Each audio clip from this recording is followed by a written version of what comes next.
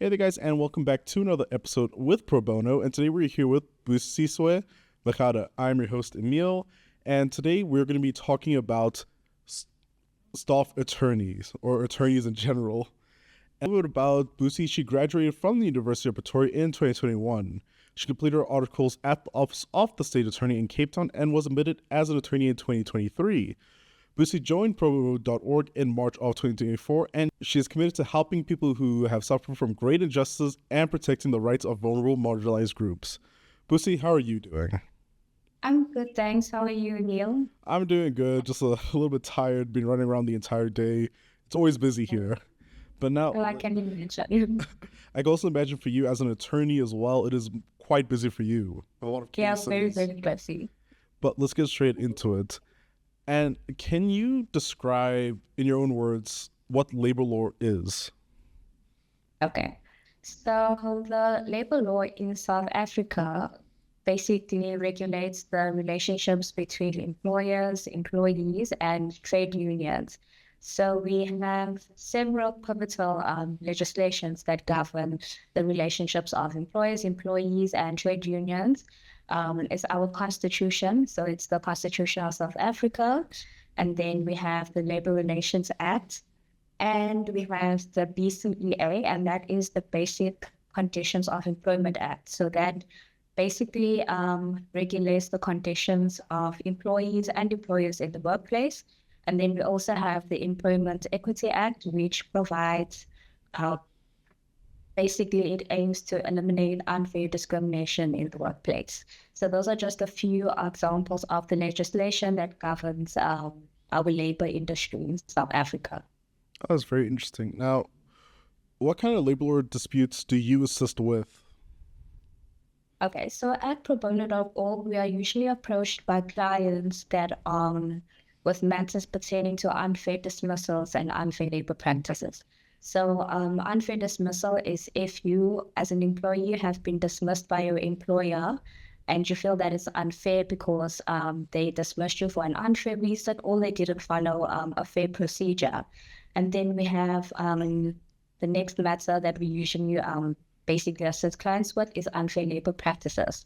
So that is if an employer's conduct is unfair. So you are being treated unfairly in the workplace and you want to resolve that. So we have quite a number of cases that we assist clients with.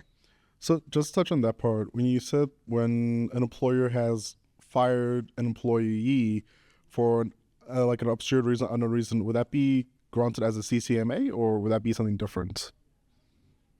So there are basically different bodies or tribunals that can resolve such disputes. So it can be a bargaining council if that's provided for in the employment contract or the CCMA.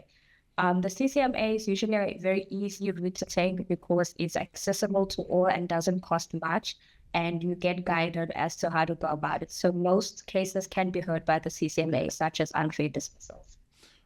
Now, there's something I actually always want to know is how are labor-related disputes mediated? Do you have the employer there, the employee, and HR, or is it sometimes just the employee and the employee and employer and you in the mediated room? So yes, so the HR or a representative of the employer would be there. I think it would be the employee. So if there is mediation taking place, then it would be the employee that's grieved, and then the employer that is there, or HR who is there to stand in on behalf of the employer.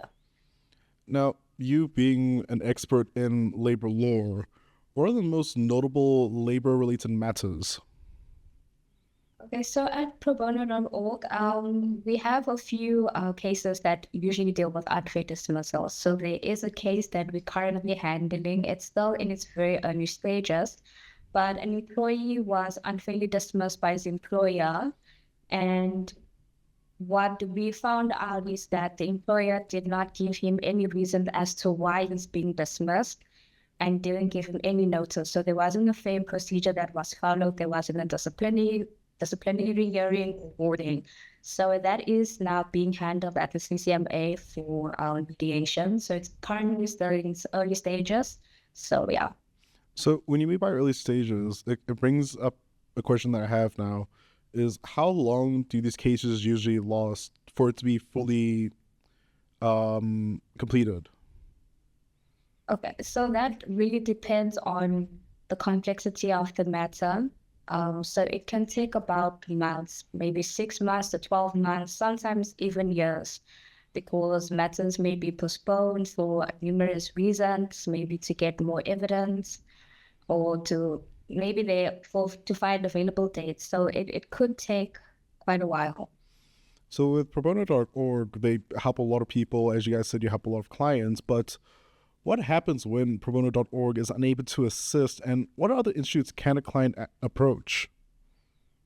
Okay, so if we are unable to assist with the client's matter, we usually refer them to other organizations, such as legal aid or the law clinics here. So we have certain law clinics at the university. So in Cape Town, there is the law clinic at the University of Western Cape, and then there's the law clinic at University of Cape Town. And then just specifically with a labor organization, there is an organization called SAS Law, which helps parties that have labor disputes. So if we cannot handle that, we usually refer them to SAS Law, and then there's also legal aid. So in the beginning of the interview, I mentioned that you are committed to helping people who are suffered from great injustices and protecting the rights of vulnerable and marginalized groups. And so what I want to know from that is how did you get into labor law itself? Was it because of that statement I just read, or was it something else? Okay, so I was introduced to labor law during my 2 years of articles at the Office of the State Attorney. So I had a principal who specialized in labor law, and that's how I was introduced to it and just really enjoyed it. And I just probably gained a very strong interest in helping people, especially those that cannot afford legal representation and have been unfairly treated in the workplace. So that's where I was first introduced to labor law. It's very interesting to hear you're introduced to labor in that area, mainly because I just find it always interesting how people get involved in law. Because myself, I'm not a lawyer. I'm just a video editor and producer.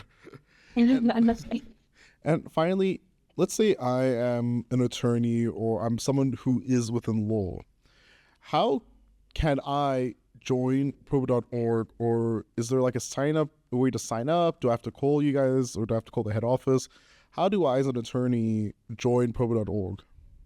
Okay, so the easiest, most convenient way is to go to our website, probono.org.za, and there you will see a sign-up sheet. So if you just click there, I think there is a tab that says join, and then there will be a sign-up sheet or a sign-up form that you can fill in all your information. And also you can indicate what type of law you're interested in, what are your expertise, and in what way would you like to assist and volunteer. So that sign-up form has all the information there on our website. And before we end, again, picture myself as an attorney. Why would I want to join probo.org?